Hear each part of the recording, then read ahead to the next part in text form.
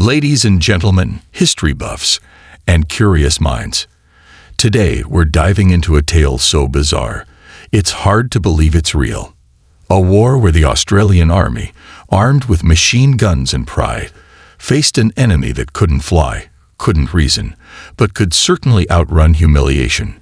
This is the Great Emu War of 1932, a story of feathers, firepower, and a battle for the history books, or perhaps the comedy ones. Picture this: Western Australia, 1932. The Great Depression grips the world. Thousands of World War I veterans, promised fertile land by the government, now struggle as farmers in a drought-stricken wasteland. Crops wither. Hope fades. But their greatest foes aren't the economy or the weather. It's 20,000 emus. These flightless birds, standing 6 feet tall and sprinting at 50 kilometers per hour, have migrated inland to escape the outback's harshness. They descend on farms like locusts, trampling fences, devouring crops, and guzzling scarce water. For farmers, it's a nightmare. For the emus, a buffet. Desperate, the veterans beg the government for help. And in steps Sir George Pearce, Australia's Minister of Defence, a man who'd survived the trenches of World War I, but was about to face a battle no military manual could prepare him for. His solution? Deploy soldiers with Lewis machine guns. Yes, you heard that right. The Australian Army was going to war. Against birds. Birds, send the army. On November 2nd, 1932, Major G.P.W. Meredith of the Royal Australian Artillery marched into Campion, Western Australia, with 2 soldiers, 2 trucks, and 10,000 rounds of ammunition. Their mission: cull the emu population. Their strategy: ambush the birds near dams, where they gathered to drink. But here's the problem. Emus aren't just fast, they're chaos incarnate. Their tactics: pure, feathery anarchy. On day 1, the soldiers spot a herd of 1,000 emus. They set up their guns, and the birds scatter in every direction, splitting into small groups. Bullets fly, dust kicks up. But when the smoke clears, only 12 emus lie dead. Day 2 goes worse. The Lewis guns jam. The emus zigzag like Olympians.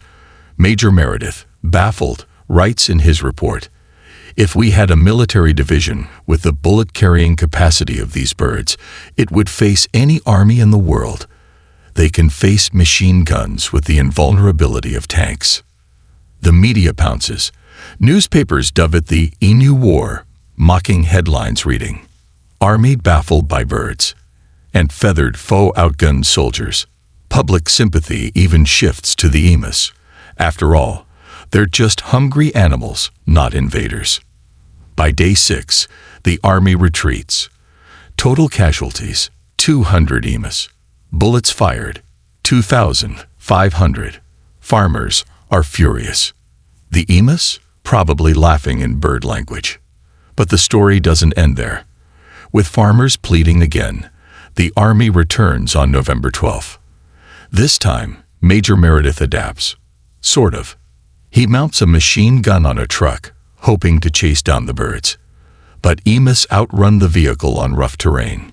One soldier tries sniping from the truck, only for the ride to be so bumpy he can't aim.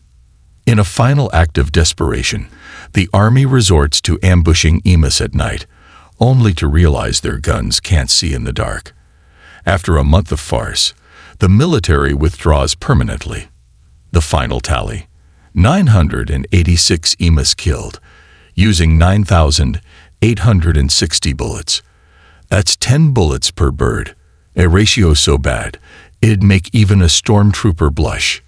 The government declares defeat. Sir George Pearce, once a respected leader, becomes the butt of jokes. Farmers dub the emus the feathered Taliban. And Australia? Well, it just wants to forget the whole thing. So, who really won the Great Emu War? The birds, obviously. But the farmers eventually found a solution. Bounty systems. By offering cash per emu head, they culled thousands by 1934. Yet history remembers not the bounties, but the bumbled war. Today, the emu war is a punchline about government overkill or underkill. Biologists note emus were just victims of habitat loss. Memes immortalize them as unbeatable champions. Even the Australian military's website dryly admits the emu population persisted. But beyond the laughs, there's a lesson here. Nature doesn't care about human plans. You can't machine gun a problem away, especially one that runs at 50 kilometers/. The emus weren't invaders. They were survivors, adapting to a world humans had disrupted. As for Major Meredith, he defended his campaign, insisting the birds would have been extinct if not for his men's terrible aim. Silver linings, I guess. And that, folks, is the story of how Australia lost a war to birds. If you enjoyed this dive into history's weirdest moments, do me a favor, smash that like button, subscribe for more tales of absurdity, and ring the bell icon so you never miss a story. Got a topic you want us to cover? A historical blunder, a strange invention, or a creature that outsmarted humans? Drop it in the comments.